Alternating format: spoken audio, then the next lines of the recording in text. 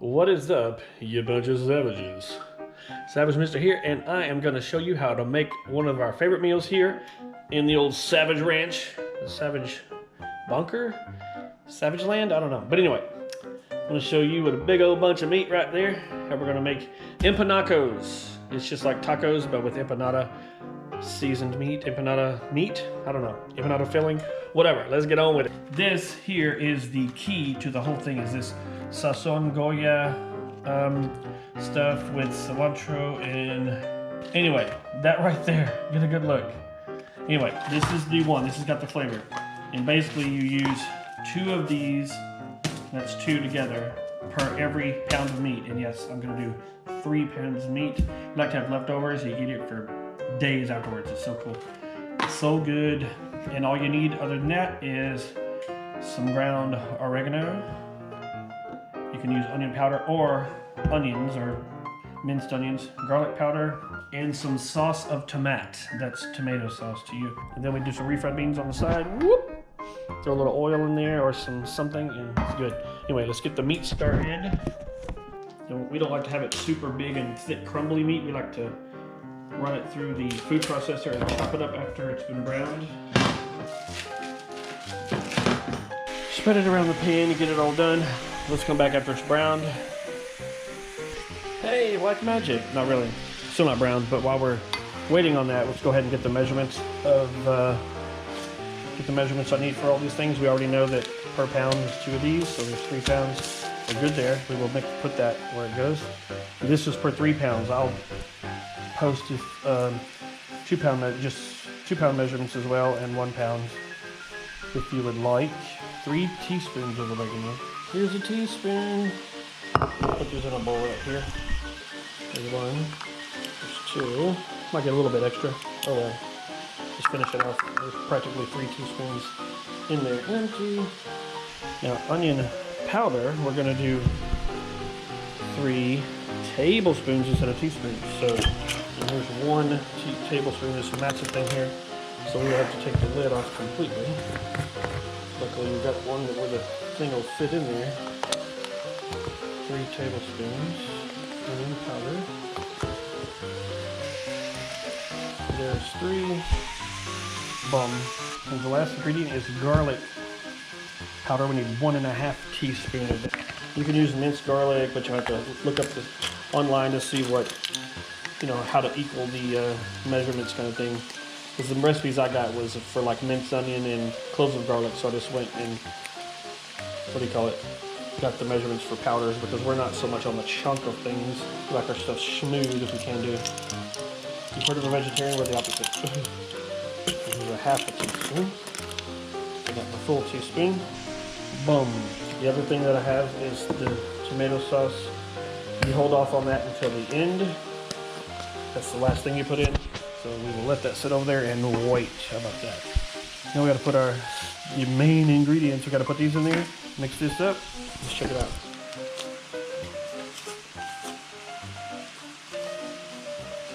This stuff has a really color to it. Kind of pretty sparkly looking, and it's the main ingredient. Like I say, as soon as you smell this, it smells like gorgeous empanadas. Oh my. Empanacos, pardon me. Sorry, my camera angles and my lighting suck. It is what it is.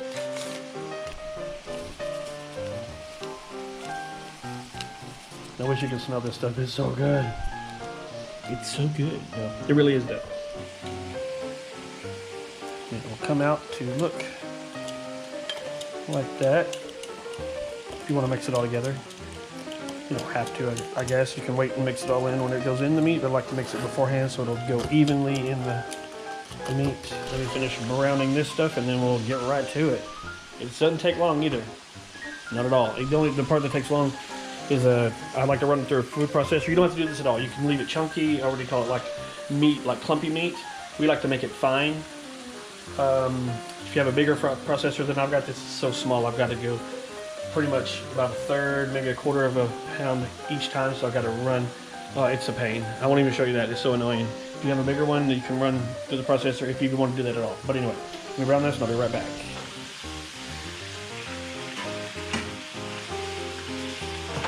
Alright already got my refried beans in a can. If it comes with any kind of excess moisture, go ahead and use it as well. You're gonna still add some, if you want it to be smooth, you're gonna add some, sometimes you can't get this out, but anyway, you're gonna add some oil. You can't get this out sometimes, you gotta release some air. This is not for kids, so I don't want you messing with knives. Give it a couple of pokes, so it'll help let the air out, and watch this. Boom, just like that. Otherwise, you'll be sitting there all day going, take forever. Smush that all down like so. Salt. And instead of getting like some oil or something like that and using extra oil, you've got oil coming right off of your fat, so you might as well use that. So get your spoon and go right into your meat. Ooh, it's gonna get steamy. You get some oil and pour it in there.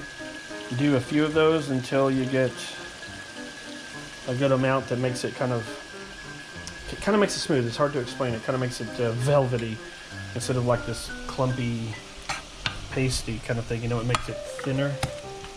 You just keep doing it until you get the consistency that you want. While heating it up, by the way, because that way it'll warm up and help make it smooth. In our beans, on our tacos, we like, me and Monkey, in the way we like to put on this Ortega taco sauce. We like the one with the blue lid. It's mild. Monkey had his way. He get hot, but I gotta have mine. So we agree on this one. And I like to take a bit of it and put some in the beans, and it helps flavor them up a little bit, you know. Okay, after the meat browns, go ahead and turn off the stove. This is a tip. If you're not chopping it up, you're just going straight from just straight on through without chopping it any finer, then go ahead and leave it on, and then just drain off the fat and dump it back in with everything. But we'll get to that in a little bit. But me, I have to stop so I can do the chopping, and I'll get back to you. And this will be all lovely, smooth. Just wait. I'll show you one of the many times that I have to go through this. I have to get it, the fat drained off, whatever. Scoop some in there. Make it all nice and velvety. You can see the consistency of it. It's really broken up a lot. And then each time you get one of these filled up, take it off, dump it back in the pan. We are going to start with the dry seasoning that's all mixed up. What I usually do is do a layer all around like so, and then give it a stir around. Kind of kick some meat up on top of it, let that go down a bit, and then we'll do another layer kind of thing. See how that works right there? Kind of even it out, you know. Before, you don't really have to hit the heat just yet on this. You want to wait and do the heat probably when you're doing the tomato sauce, which is the very last. Yeah. It's like I'm doing it a third and a third kind of thing. Get it all even, because this stuff is being so dry and that meat is thirsty, it will suck it right up. You don't want it to get all clumpy and stuff. So I've got one hand doing this. So, alright, let's hit the last bit of seasoning here. All around. Boom. Stir it all up. We're going to start with some tomato sauce here. You want to watch how much you do. There's no like set amount, but I get one of these smaller cans. You don't want to have too much. I have a lot left over. And sort of drizzle it around-ish. It doesn't drizzle too good, as you can see. Stir it around, try to get it moist. You're gonna want it to, you can get it as moist as you want, but where we have it normally, like how I empanada meat is, it's got a moist-ish, slightly moist sort of a consistency to it. Drizzle some more.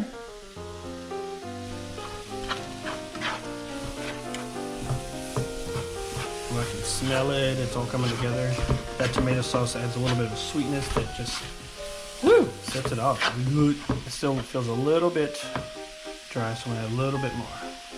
It's probably gonna take this whole can when it's all said and done. For 3 pounds, probably come close to taking this can.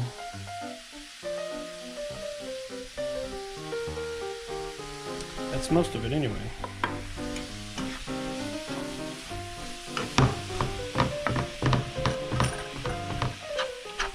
Mix it up.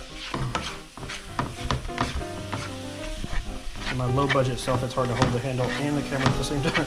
Holding the handle there.